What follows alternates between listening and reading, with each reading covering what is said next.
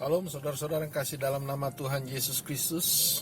Berjumpa lagi hari ini dengan renungan yang menguatkan kita untuk kita terus datang kepada Tuhan. Adapun yang menjadi landasan firman Tuhan sebelum kita melanjutkan pembahasan, yaitu dari Wahyu pasal 3 ayat 20. Wahyu pasalnya yang ketiga ayat yang ke-20 yang menjadi landasan firman Tuhan. Lihat, aku berdiri di muka pintu dan mengetok. Jikalau ada orang yang mendengar suaraku dan membukakan pintu, aku akan masuk mendapatkannya dan aku makan bersama-sama dengan dia. Ia akan bersama-sama dengan aku. Saudara yang kasih dalam nama Tuhan Yesus, firman Tuhan pada hari ini berjudul pilihan ada pada manusia itu sendiri. Saya ulang lagi, pilihan ada pada manusia itu sendiri. Saudara yang kasih dalam nama Yesus, Tuhan menciptakan kita mempunyai free will, kehendak bebas tentunya. Ya, jadi pilihan itu ada pada kita. Tuhan tidak menciptakan kita jadi robotnya Tuhan. Ya, sering dipertanyakan di kelas teologi, kenapa Tuhan membiarkan umatnya atau anaknya berbuat dosa. Ya, kita teringat pernah dipertanyakan waktu di kelas teologi, kenapa waktu si Hawa mengambil buah pengetahuan, kenapa Tuhan tidak larang ya? Kenapa Tuhan gak langsung tangkap tangannya si Hawa? Dan begitu juga waktu diberikan kepada Adam, kenapa gak Tuhan langsung tangkap langsung gitu? Atau Tuhan patahkan? Saudara yang kasih dalam nama Yesus, sama halnya juga dengan banyak orang bertanya, kenapa Tuhan tidak kakinya direm orang untuk melangkah kepada kejahatan gitu. Nah, saudara yang kasih dalam nama Yesus, itu pertanyaan-pertanyaan yang konyol bagi saya. Saya katakan pertanyaan-pertanyaan yang konyol bagi saya. Kenapa? Karena pada awalnya Tuhan sudah memberikan dalam Kejadian 1 ayat 2, Tuhan sudah menciptakan manusia begitu rupa serupa segambar Allah dan berkuasa atas kehidupan. Artinya apa? Kalau kita kembali pada hakikat penciptaan manusia, Tuhan sudah memberikan kemampuan, kekuatan, power, sehingga kita boleh memilih. Kita punya kehendak bebas, itu yang disebut free will. Saudara yang kasih dalam nama Yesus. Makanya kenapa saya katakan konyol kalau ada orang Kristen. Ya, kenapa Tuhan gak tangkap tangannya Hawa? Ya itulah kehendak bebas yang Tuhan sudah ciptakan. Jadi kodrat manusia yang diciptakan Tuhan, itu ada kehendak bebas.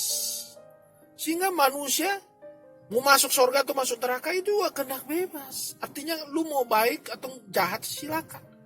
Tapi Tuhan tidak ingin sebetulnya.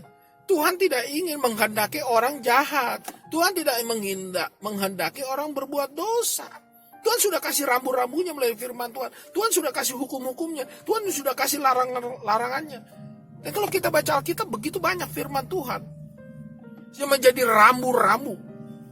Ya, seperti kita dalam berjalan dalam kendaraan, lalu lintas, ya, dilarang stop, dilarang parkir. Ya, kalau lihat lampu merah, ya kita stop. Kan sudah ada rambunya, sama seperti kita juga hidup bersama Tuhan. Ada larangan, ada hukumnya, pada perintahnya. Jadi konyol kalau ada yang bertanya, kenapa gak Tuhan melakukan? Lah, itu kan sudah Tuhan berikan, pilihan itu ada pada manusia itu sendiri. Nah, kembali kepada konteks ayat Alkitab tadi, Wahyu pasal 3, ya, ayat yang ke-20. Lihat, aku berdiri di muka pintu dan mengetuk. Jikalau ada orang yang mendengar suaraku membukakan pintu, maka aku akan masuk mendapatkannya dan aku makan bersama-sama dengan dia. Dan dia bersama-sama dengan aku. Persoalannya kita mau buka hati gak itu? Yang menjadi penerangan kita, lampu kita. Karena firman Tuhan adalah pelita bagi kakiku. Firman itu pelita bagi kakiku. Jika saudara berjalan berdasarkan pelita, Anda akan terantuk. Tidak akan jatuh. Jadi jangan bilang, Oh Tuhan kok gak larang kakinya menuju kejahatan? Ya enggak lah. Tuhan sudah kasih perintah kalau firman itu pelita bagiku, kakiku, ya berarti kita harus hidup dalam firman sehingga kita tidak terantuk. Saudara, pilihan itu pada manusia itu sendiri. Yang berikutnya, ada pertanyaan yang konyol. Pertanyaan yang konyol ini. Kalau kita anak Tuhan, kenapa Tuhan biarkan manusia itu sakit katanya? Ya. Atau melakukan kejahatan? Kenapa enggak Tuhan sembuhkan aja langsung? Kenapa Tuhan enggak stop orang melakukan kejahatan? Saudara, pilihan itu ada pada manusia itu sendiri. Jikalau, jadi kan jikalau Wahyu pasal 3 ayat 20, jikalau ada orang yang mendengar suaraku, yang pertama mendengar suara Tuhan, yaitu firman Tuhan. Jikalau ada orang mendengar suara Tuhan, pasti engkau tidak akan terantuk. Kalau gitu, kalau orang itu sakit, bagaimana? Kalau orang itu sakit, dengarlah suara Tuhan. Bagaimana solusi atas kehidupan kita, atas penyakit kita. Amin. Oleh karenanya, pilihan itu pada kita. Jikalau Anda orang mendengar suara Tuhan, dengar suara Tuhan. Suaraku katanya, suara Tuhan. Dan membukakan pintu. Pintu hati kita buka. Tuhan, aku datang, aku buka pintu hatiku. Aku mau dengar suara Tuhan. Pasti kita dijamah Tuhan. Pasti kita dilawat Tuhan. Pasti kita disembuhkan Tuhan. Dan buka hati itu hatimu. Yakobus 5 juga jelas. Jikalau ada di antaramu yang sakit, panggillah Tuhan. Dan kau saling mengaku dosa dulu. Sehingga jika doa orang yang benar dibenarkan dulu. Pasti ada kuasanya. Oleh karenanya itu hukum Tuhan, saudara. Gak usah diutak-atik. Itu sudah hukum Tuhan. Jangan ditafsirkan yang lain. Nah, ini banyak orang seperti pilihan itu pada manusia itu sendiri. Jadi kalau ada orang sakit katanya, kalau dia anak Tuhan ya langsung Tuhan. Enggak juga. Kita harus datang kepada Tuhan, dengar suara Tuhan, kita berdoa, buka pintu hati kita. Pasti ada kesalahan kita. Kita harus evaluasi kenapa kita sampai sakit seperti itu. Ya. Termasuk saya. Ya, kalau saya sakit, koreksi. Apa yang menjadi penyebab saya sampai sakit? Yang berikutnya adalah dikatakan, aku akan masuk mendapatkannya dan aku makan bersama-sama dengan dia. Dan ia bersama-sama dengan aku. Ya, aku akan mendapatkannya. Tuhan akan menjamah dan melawat kita. Ya. Dan dikatakan, aku makan bersama-sama dia dan bersama-sama dengan aku. Waduh, luar biasa. Makan bersama-sama. Artinya apa? Tuhan mau kita hidup dalam kelimpahan. Tuhan akan menyembuhkan kita. Tuhan akan memperbaiki hidup kita. Tuhan akan memberkati. Dia makan bersama-sama artinya Tuhan mau memberkati kita. Dia menyediakan hidangan. Aduh, luar biasa. Kita dianggap anaknya. Kita sebagai anggota keluarga kerajaan Allah. Luar biasa. Itu artinya kita makan bersama dengan Tuhan. Dan firman itu dihidupkan. Nah, itu secara teologis.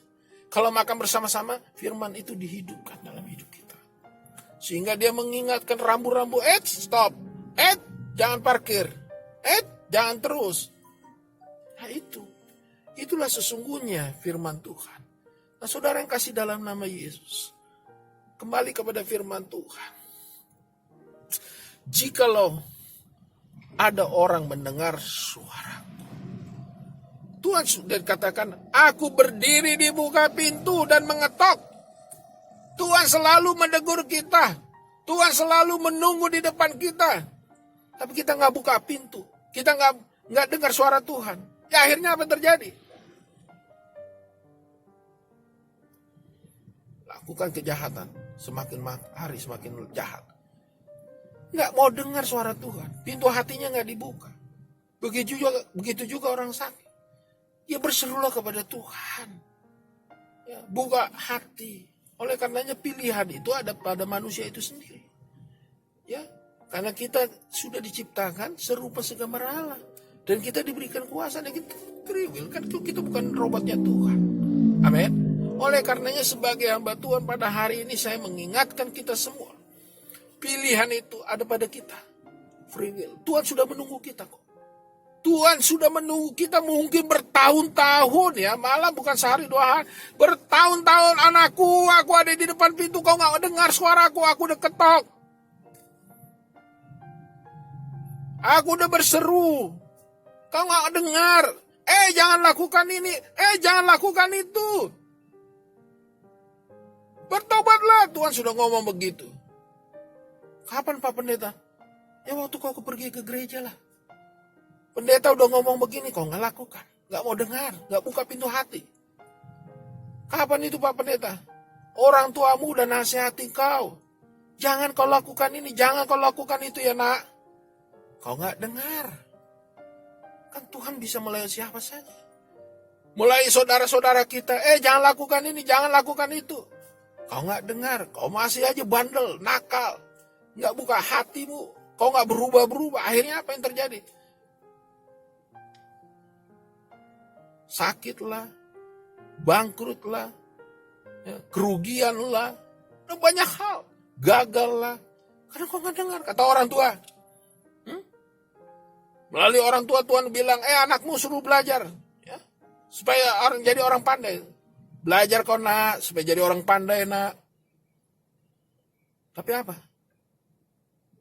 Kata anak, malas, udah ada presiden, udah ada menteri-menteri, gak usah belajar lagi.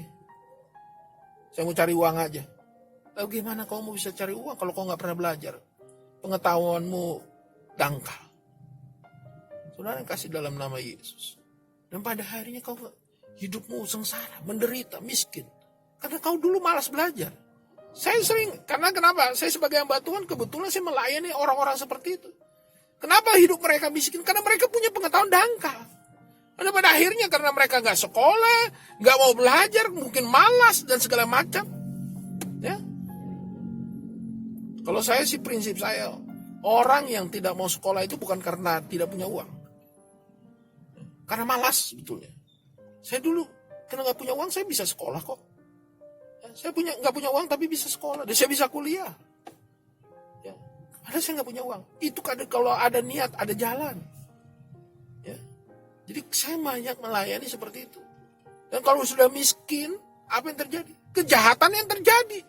Karena gak dengar orang tua belajar, dia gak belajar. Akhirnya apa? Hidupnya miskin. Akhirnya apa yang dilakukan? Kejahatan. Mencurilah, merampoklah, begal lah. Dan apa yang terjadi? Aduh, ini orang-orang seperti ini bahaya saudara. Makanya kalau saudara memberi kepada orang miskin, lihat-lihat. Saya jujur aja sekarang. Ajar mereka, jangan kasih ikannya, kasih kail, ya, alat pancingnya. Hidupkan mereka dari alat pancing supaya mereka mau bekerja. Karena mereka juga malas sebetulnya. Malas, saya katakan malas. Makanya pilihan itu pada diri kita. Ya, sudah besar, sudah dewasa, sudah punya anak, sudah terlambat. Malah masih remaja itu baik, anak-anak mulai bekerja keras. Ya, belajar dengan keras. Saya ingat orang tua saya. Bagaimana orang tua saya mencambuk saya. Harus belajar, keras belajar. Tapi uang gak ada. Tapi saya harus belajar, coba bayangkan. Nah itu, pilihan itu ada pada kita. Tuhan sering menegur. Lihat siapa saja orang tua kita, guru kita, teman kita.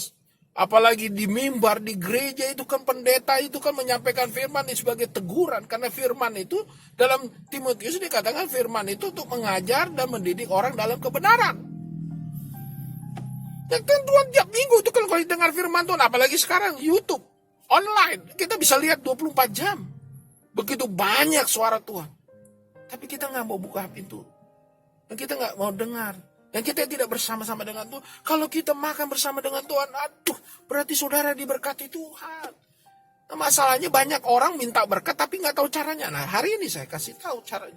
Bagaimana kita diberkati Tuhan. Ya. Hanya satu. Buka pintu hatimu.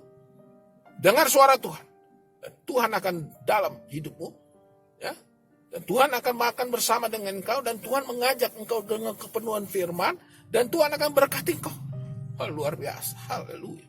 Semua katakan luar biasa Tuhan itu. Cuma persoalannya di manusia itu sendiri.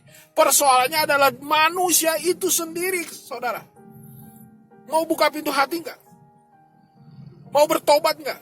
Dengar suara Tuhan melalui firman Tuhan, pengajaran, teguran, orang tua, hamba Tuhan. Banyak orang nggak mau ditegur hamba Tuhan. Banyak saya kata. Ditegur pendeta dia sakit hati. Pendetanya khotbah keras, ngambek dia nggak datang ke gereja. Nah itu kan nggak benar. Ya saya contoh nih ya. Kalau pendetanya berkhotbah menegur, keras di mimbar, langsung dia pindah nggak mau lagi dengar khotbah itu. Kan lucu seperti itu. Dia mau dengar yang enak-enak. Dia mau dengar yang pendeta yang ketawa-ketawa.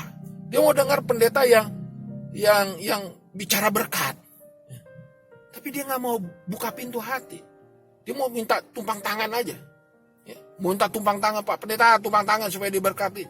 Ya Tuhan Yesus, hari ini kok masih banyak orang datang ke gereja seperti itu. Masih banyak. Minta tumpang tangan kepada pendeta. Ya. Buka pintu. Ya. Dengar suara Tuhan. Tuhan akan pulihkan hidupmu. Itulah firman Tuhan pada hari ini. Pilihan itu pada manusia itu sendiri. Jika saudara ingin diberkati, Tuhan ada dalam rumahmu, Tuhan ada dalam hidupmu, ya, hadirat Tuhan ada, buka pintu dan dengar suara Tuhan. Tuhan menunggu kau bertahun-tahun sudah. Tuhan menunggu di depan hatimu, dalam hidupmu dia tunggu kita. Kapan anakku dengar suaraku? Kapan anakku bertobat? Ya, jangan pakai konsep teorimu, konsep Tuhan. Sehingga engkau hidupmu diberkati. Pilihan itu ada pada manusia itu sendiri. Jika engkau ingin diberkati Tuhan, jika engkau ingin dipakai Tuhan, jika engkau ingin dipulihkan Tuhan, jika engkau ingin disembuhkan Tuhan, buka hati. Dengar suara Tuhan. Dia sudah menunggu depan pintu. Pasti Tuhan akan pulihkan, Tuhan akan sembuhkan, Tuhan akan pakai engkau lebih dahsyat lagi, dan Tuhan memberkati engkau. Terpujilah Tuhan kita Yesus Kristus. Amin.